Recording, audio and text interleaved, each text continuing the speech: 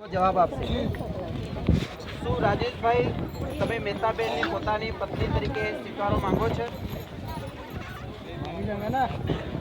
હા. શું તમે બંને સુખ અને દુઃખમાં એકબીજાની સાથે હળીમળીને રહેવા માંગો છો? ઓકે, મહેતાબેનને પૂછી. શું મહેતાબેન તમે રાજેશભાઈને પોતાના પતિ તરીકે સ્વીકારવા માંગો છો? શું તમે એકબીજા સાથે સુખ અને દુઃખમાં હળીમળી રહેવા માંગો છો? ઓકે, આપણી મધ્યે તેઓએ જવાબ આપ્યો છે. તેઓ અત્યારથી એકબીજાની સ્વીકાર કરે છે, એકબીજાના પ્રેમમાં તેઓ ભાગીદાર થશે. અને એની પહેલાં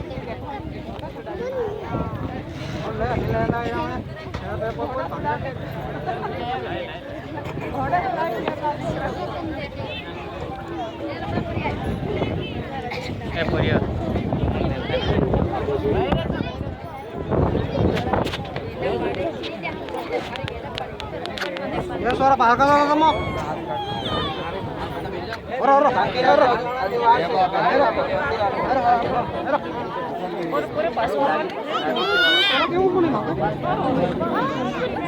ओए सूर्य तो कौन धक्का मारा इनका इन्हें सारा बता काट दो.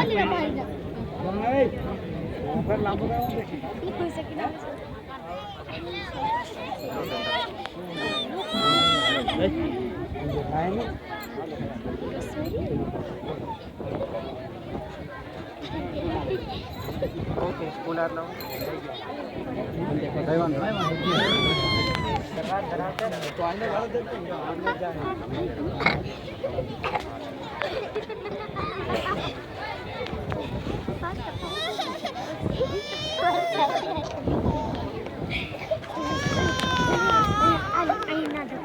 જ્યારે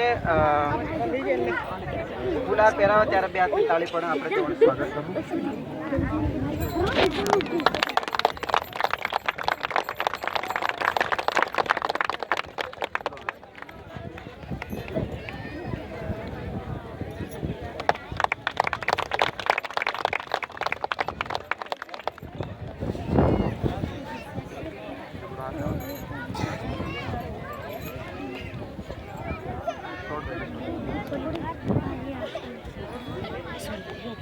આપણે આશીર્વાદની પ્રાર્થના કરીએ.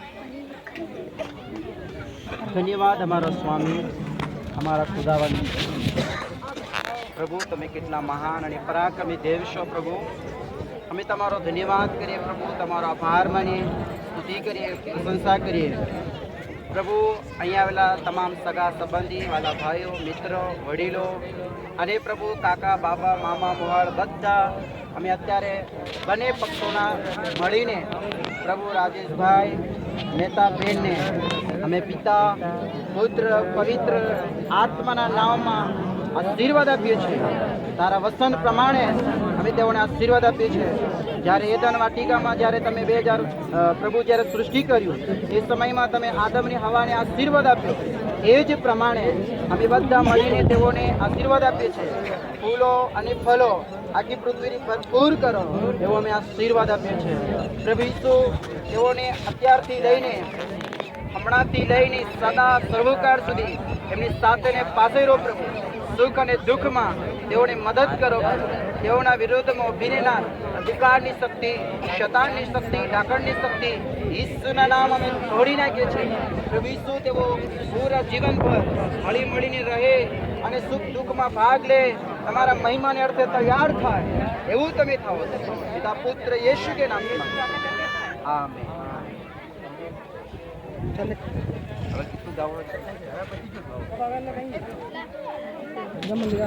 ચાલ.